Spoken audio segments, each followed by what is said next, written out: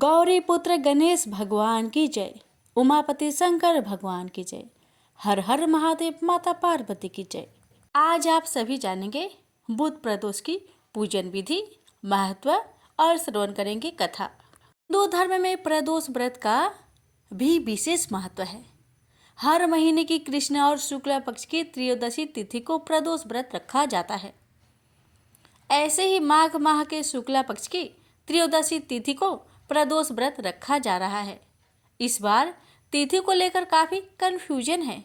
बता दें कि माघ माह का दूसरा प्रदोष व्रत 21 फरवरी 2024 बुधवार को ही रखा जा रहा है।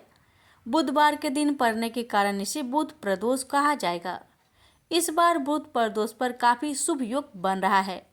इस खास मौके पर भगवान शिव की विधिवत पूजा करने से रोग, दोष और भय से छुटकारा मिल जाता है। तो आइए जानते हैं बुध प्रदोष व्रत की तिथि, शुभ मुहूर्त, महत्व और श्रवण करेंगे प्रदोष व्रत की पावन कथा। प्रदोष व्रत शुभ मुहूर्त। माघ महीने की शुक्ल पक्ष की त्रयोदशी तिथि 21 फरवरी 2024 को सुबह 11:27 से शुरू हो रही है, जो 22 फरवरी 2024 को दोपहर 1:21 पर होगा। शिव पूजा का समय प्रदोष व्रत पूजा शाम 6:15 से रात 8:47 के बीच कर सकते हैं। प्रदोष व्रत पूजन विधि। प्रदोष व्रत के दिन सूर्य उदय से पहले उठकर घर के सभी कामों से निवृत्त होकर स्नान कर ले और उसके बाद साफ सुथरे वस्त्र धारण करे। फिर शिव जी का मनन करते हुए व्रत का संकल्प ले ले। इसके बाद शिवलिंग की पूजा करे। सबसे पहले शिवलिंग में जल, गंगा जल, दूध, दही, शहद आदि चढ़ाकर अभिषेक करे। इसके बाद सफेद चंदन, फूल, माला, धतूरा, समी की पत्तियां, भस्म, फल आदि चढ़ाए। फिर घी का दीपक और धूप जलाकर आरती कर ले। इसके बाद दिन भर व्रत रहने के बाद शाम को प्रदोष काल में दोबारा शिव जी और पार्वती जी की विधिवत पूजा करने के साथ प्रदोष व्रत का पाठ करें या फिर श्रवण करें। अंत में आरती करके भूल चूक के लिए माफी मांगे। प्रदोष व्रत में क्या खाना चाहिए और क्या नहीं, आइए जानते हैं। प्रदोष काल में उपवास में सिर्फ हरे मूंग का सेवन करना चाहिए, क्योंकि हरा मूंग पृथ्वी तत्व है और मंदाग्नि को शांत रखता है। प्रदोष व्रत में लाल मिर्च, अन्न, चावल और सादा नमक नहीं खाना चाहिए। हालांकि आप पूर्ण उपवास या फलाहार भी कर सकते हैं। बुधवार को आने वाले प्रदोष को सौम्य 12 प्रदोष भी कहा जाता है। यह शिक्षा एवं ज्ञान प्राप्ति के लिए किया जाता है। साथ ही यह जिस भी तरह की मनोकामना लेकर किया जाए उसे भी पूर्ण करता है। तो आइए प्यारे भक्तगणों, श्रवण करते हैं बुध प्रदोष की व्रत कथा। स्कंद पुराण में वर्णित एक कथा के अनुसार प्राचीन काल में एक विधवा ब्राह्मणी अपने पुत्र को लेकर भिक्षा लेने जाती थी और संध्या को लौटती थी। एक दिन जब वह भिक्षा लेकर लौट रही थी तो उसे नदी किनारे एक सुंदर बालक दिखाई दिया, जो विदर्भ देश का राजकुमार धर्मगुप्त था। शत्रुओं ने उसके पिता को मारकर उसका राज्य हड़प लिया था। उसकी माता की भी मृत्यु अकाल हुई थी। ब्राह्मणी को उस बालक को देखकर बहुत दया आई और उसने उस बालक को अपना लिया और उसका पालन पोषण किया। कुछ समय पश्चात ब्राह्मणी दोनों बालक के साथ देवयोग से देव मंदिर में गई। वहां उनकी भेंट ऋषि सांडल्य से हुई। ऋषि सांडल्य ने ब्राह्मणी को बताया कि जो बालक उन्हें मिला है वह विदर्भ देश का राजा का पुत्र है, जो युद्ध में मारे गए थे और उनकी माता को ग्रह ने अपना भोजन बना लिया था। ऋषि सांडल्य ने ब्राह्मणी को प्रदोष व्रत करने की सलाह दी।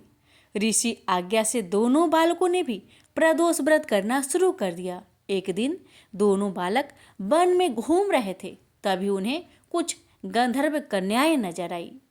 ब्राह्मण बालक तो घर लौट आया, किंतु राजकुमार धर्मगुप्त अंशुमति नाम की गंधर्व कन्या से बात करने लगे।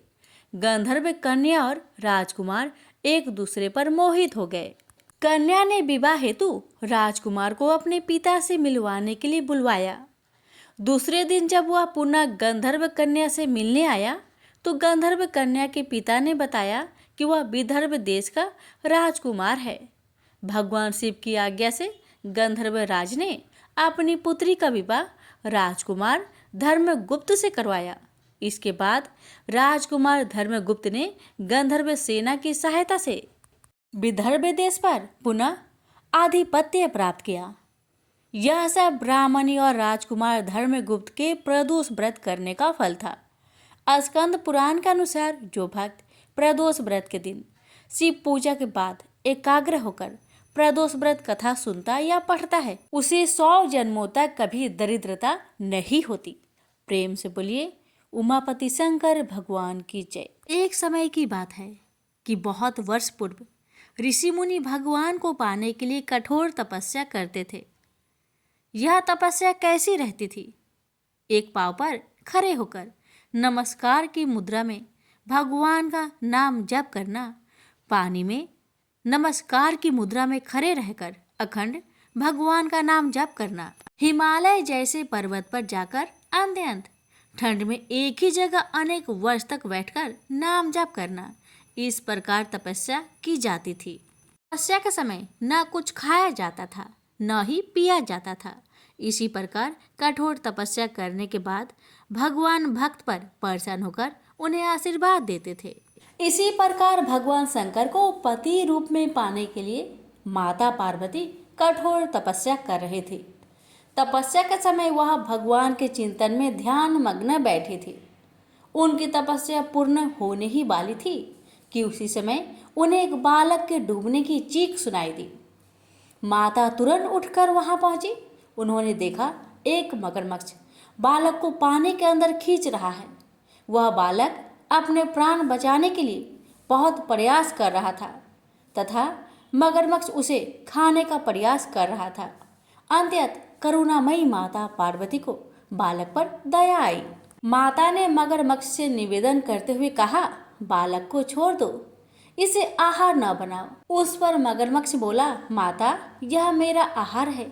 मुझे हर छठे दिन भूख मिटाने के लिए जो पहले मिलता है वह मेरा आहार होता है। मेरा आहार ब्रह्मा ने निश्चित किया है। माता पार्वती ने फिर कहा, आप इसे छोड़ दो, मैं इसके बदले अपनी तपस्या का फल आपको दूंगी। पार्वती माता ने बालक के प्राणों की रक्षा के लिए अपनी कठोर तपस्या का फल दांव पर लगाया। मगरमच्छ ने भी उसे स्वीकार किया। पार्वती माता ने उसी समय संकल्प किया और अपनी पूरी तपस्या का फल उस मगरमच्छ को दे दिया। मगरमच्छ को माता के तपस्या का फल प्राप्त होने के कारण वह सूर्य के जैसे चमक उठा। उसकी बुद्धि में शुद्ध हो गई। उसने कहा, माता आप अपना पुण्य वापस ले लीजिए, मैं इस बालक को छोड़ दूंगा। माता ने तो वचन दिया था, इसलिए उन्होंने तपस्या का फल वापस लेने से मना कर दिया और वह बालक को गोद में लेकर ममता से दुलारने लगी। बाद में माता ने उस बालक को उसके घर सुरक्षित लौटा दिया और वे अपने स्थान पर वापस आ गई। भगवान शिव जी को प्राप्त करने हेतु उन्होंने पुनः तप करना आरंभ कर दिया। उसी समय भगवान शिव जी माता पार्वती के सामने प्रकट हो गए। भगवान शिव जी उन्हें बोले, पार्वती अब तुम्हें तप करने की आवश्यकता नहीं है। हर प्राणी में मेरा ही वास है। तुमने उस मगरमच्छ को अपने तप का जो फल दिया है वह मुझे ही प्राप्त हुआ है, इसलिए तुम्हारे तप का फल अनंत गुना हो गया है। तुमने करुणा और ममता से द्रवित होकर बालक की रक्षा की, इसलिए मैं तुम पर प्रसन्न हूँ और तुम्हें अपनी पत्नी के रूप में स्वीकार करता हूँ। प्रेम से बोलिए उमापति शंकर भगवान की जय। एक समय की बात है, एक क्षेत्र में पुत्र की प्राप्ति हेतु भगवान शिव से आज्ञा लेकर पार्वती ने 1 वर्ष तक चलने वाले पुण्य व्रत का समापन किया। व्रत की समाप्ति पर पुरोहित सनत कुमार ने देवी पार्वती से कहा, सुब्रते मुझे दक्षिणा चाहिए। पार्वती ने मुंह मांगी दक्षिणा देने का वचन दिया। फिर क्या था, पुरोहित बने सनत कुमार ने अस्वाभाविक दक्षिणा की याचना की। देवी, इस व्रत में दक्षिणा स्वरूप मुझे अपने पति को दीजिए। यह सुनते ही देवी पार्वती पर जैसे वज्रपात हुआ। वो व्याकुल होकर विलाप करती हुई मूर्छित हो गई। पार्वती को मूर्छित देखकर ब्रह्मा, विष्णु और मुनियों को हंसी आ गई। उन्होंने पार्वती को समझाने के लिए भगवान शिव को भेजा। पार्वती की मूर्छा टूटने पर शिव ने उन्हें समझाया, हे देवी, देव कार्य, पितृ कार्य या नित्य नैमित्तिक जो भी कार्य दक्षिणा से रहित होता है निष्फल हो जाता है। उस कर्म से दाता कालसूत्र नामक नगर में गिरता है। इसके बाद वह दीन होकर शत्रुओं से पीड़ित होता है। ब्राह्मण को संकल्प की हुई दक्षिणा उस समय न देने से वह बढ़कर कई गुना हो जाती है। भगवान विष्णु और ब्रह्मा ने पार्वती से धर्म रक्षा के लिए अनुरोध किया। धर्म ने भी समझाया, देवताओं ने भी कहा, मुनियों ने भी दक्षिणा देने की प्रेरणा दी। फिर भी पार्वती चुप रही। तब सनत कुमार ने कहा, हे शिवे, या तो आप मुझे दक्षिणा में अपने पति को प्रदान कीजिए या अपने दीर्घकालीन कठोर तप का फल भी त्याग दीजिए। इस महान कर्म की दक्षिणा न मिलने पर मैं इस दुर्लभ कठोर व्रत का फल ही नहीं, आपके समस्त कर्मों का फल भी प्राप्त कर लूंगा। उद्गन होकर पार्वती ने कहा, पति से वंचित हो जाने वाले कर्म से क्या लाभ? दक्षिणा देने तथा धर्म और पुत्र की प्राप्ति से मेरा क्या हित होगा? पृथ्वी देवी की उपेक्षा कर वृक्ष की पूजा करने से क्या प्राप्त हो सकेगा? साध्वी स्त्रियों के लिए पति 100 पुत्र के समान होता है। ऐसी स्थिति में यदि व्रत में अपने पति को ही दक्षिणा दे दी जाए तो पुत्र से क्या लाभ? यह सत्य है कि पुत्र पति का ही अंश होता है, लेकिन उसका एकमात्र मूल तो पति ही होता है। मूल धन के नष्ट होने पर समस्त व्यापार ही विनष्ट हो जाता है। उसी समय आकाश में देवताओं और ऋषियों ने एक रत्न निर्मित रथ देखा जो पार्षदों से घिरा हुआ था। उस रथ से श्री नारायण उतरकर देवताओं के सम्मुख उपस्थित हुए। उन श्री नारायण को ब्रह्मा, विष्णु और शिव ने रत्न सिंहासन पर बैठाकर उन्हें प्रणाम किया और हाथ जोड़कर गदगद कंठ से स्तुति की।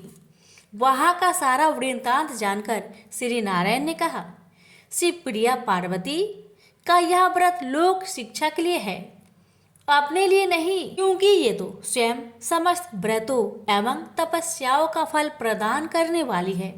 इनकी माया से ही चराचर जगत मोहित है।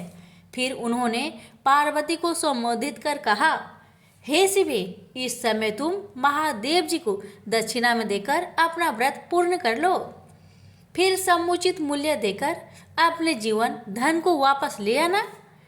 गौओं की भांति शिव भी विष्णु के शरीर में ही है, अतः तुम ब्राह्मण और गो मूल्य प्रदान कर अपने पति को लौटा लेना। यह कहकर वे अंतर ध्यान हो गए। तब पार्वती प्रसन्न मन से अपने प्राण सर्वस्व को दक्षिणा में देने के लिए तैयार हो गई। उन्होंने हवन की पूर्ण आहुति की और अपने जीवन नाथ शिव को दक्षिणा रूप में दे दिया। इसके बाद उन्होंने पुरोहित सनत कुमार से निवेदन किया, हे ब्रिब्बर, गौ का मूल्य मेरे पति के बराबर है। मैं आपको अत्यंत सुंदर 1 लाख गौ प्रदान करूंगी। इसके बदले में आप मेरे जीवन सर्वस्व को लौटा दीजिए। प्राणनाथ के मिल जाने पर मैं पुनः ब्राह्मणों को विपुल दक्षिणाएं प्रदान करूंगी।